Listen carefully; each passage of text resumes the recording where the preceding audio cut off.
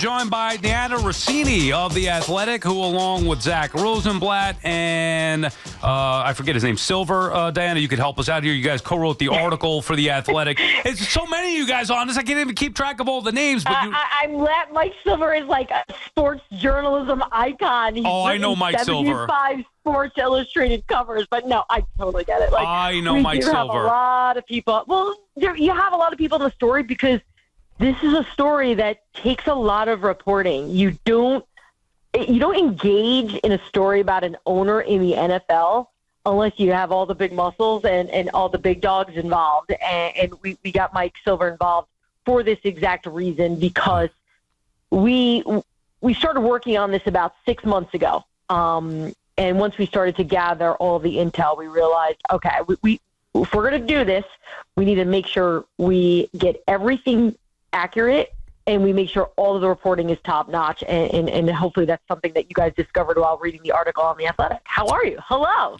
Yeah, well, I'm miserable. I can't stand it anymore, Dianna. It's just pitiful. It seems hopeless. We're helpless.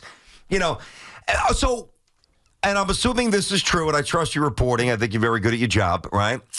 You'd have to hope from a Jets perspective, a fan's perspective, that Woody Johnson is so embarrassed by this that it forces him to change or at least look deep within and consider changing. Do you think that he will? You know him. I do.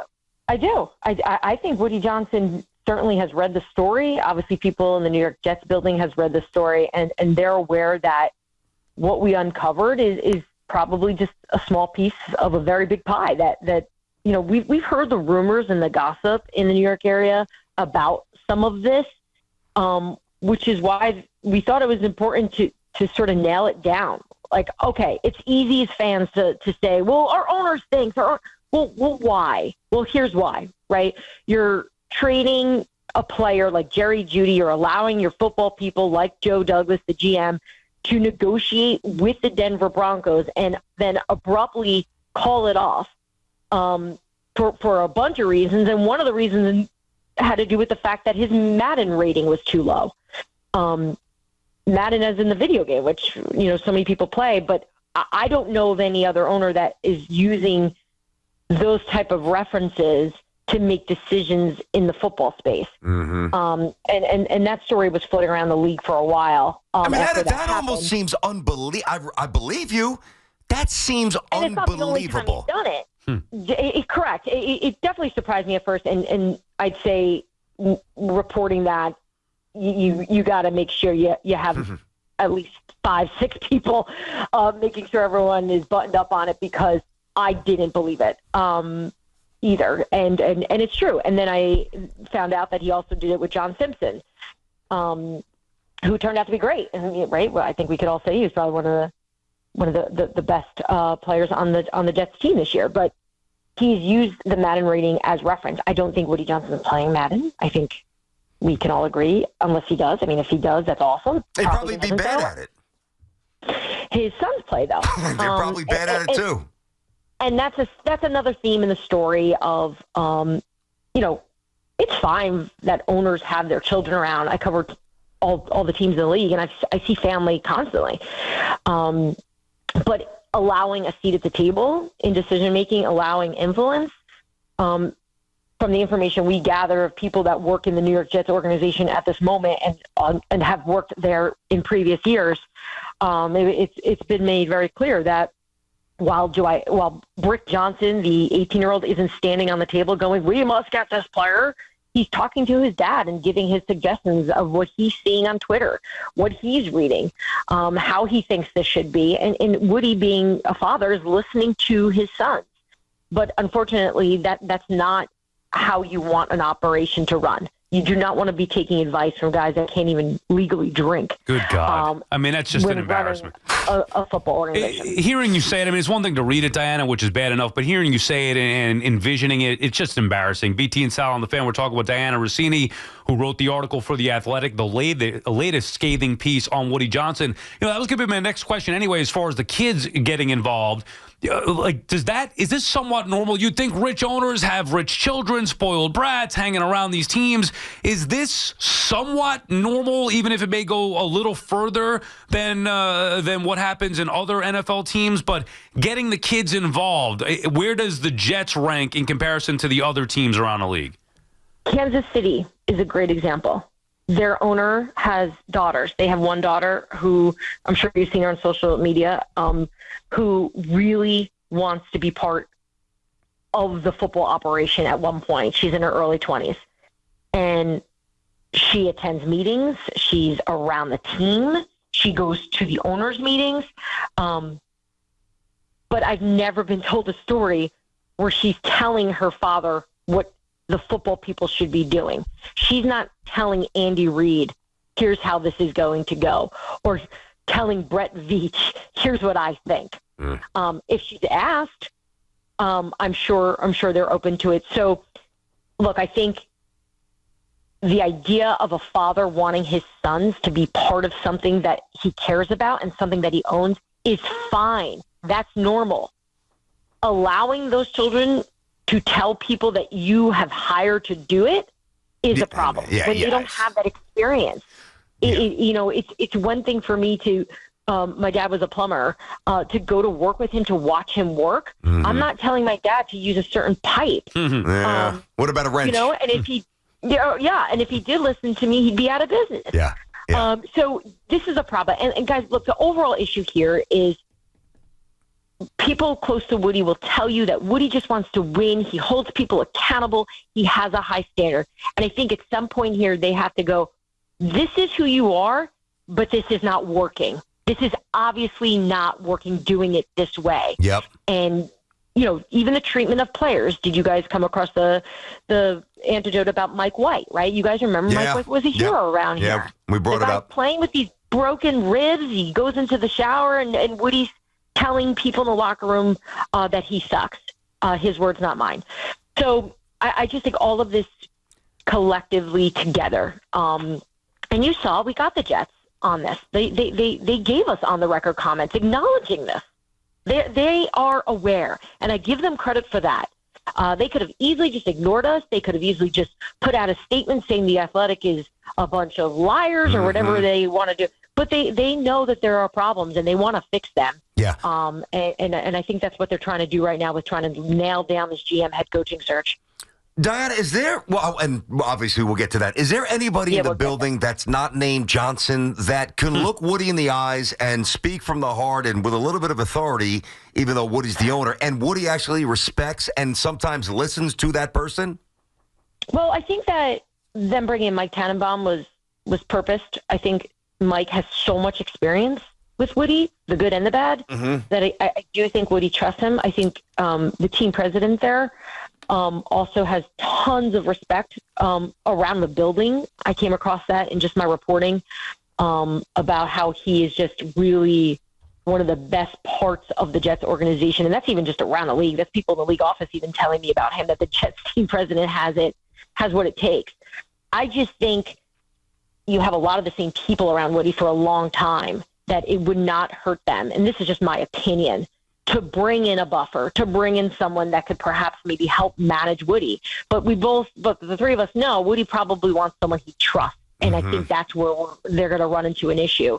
I recently wrote my column that Donna Ponte was an idea that I thought of somebody who has tons of experience working in different organizations, working with the league office, who can handle someone like Woody and that personality, and also understand how to keep the football side on task as an in-between. But from what I gather, that's not something that they're discussing at this moment, as they're trying to flush out how they want the structure to be. But I don't think this is all that bad if you're a Jets fan and you're going, look, there's going to be the fan group that's like, oh, you guys are just tabloid chasers or quick chasers or all the other crazy names I get called. I think the good part of this is maybe this is something that will resonate. Maybe this is something at 78 years old, Woody goes, okay, maybe I can't do it this way anymore. That's got to be the hope for Jets fans. And first thing, it seems like he's got to get his kids in order here. Discipline the kids. A teenager is going to be hard to do. BT and Sal, we're talking with Dianna Russini, who had the latest article from The Athletic. Do you think this can be a desirable spot for somebody who's established like Mike Vrabel or Thomas Dimitroff or any of the other guys that the Jets might be looking at? I think word is already out. I think sometimes the stuff that the fans and the public know, a lot of this is new, but people around the league have known this about ownership because they have gone through. They've had some turnover, and people share and people tell these stories to each other because it is such a small group of coaches and agents. It may seem big, but it just really isn't. Do I think that somebody like, let's just say, a top candidate that we know that any team that has an opening is going to go after, like a Mike Vrabel, would now go, there's no way? No. I think Mike Vrabel will definitely meet with the New York Jets at some point, knowing that they do have some really good pieces in terms of this roster. It's just going to come down to, is Woody going to be open enough and maybe even perhaps vulnerable enough to share some of the mistakes he's made and try to say, what do you think? How can I help you? How can I put my trust in that you're going to get this right? And to Woody's defense, I think at times in the past he's probably tried to do that with Robert Saleh. Mm-hmm. He tried to do it with Rex Ryan, and it blew up in his face.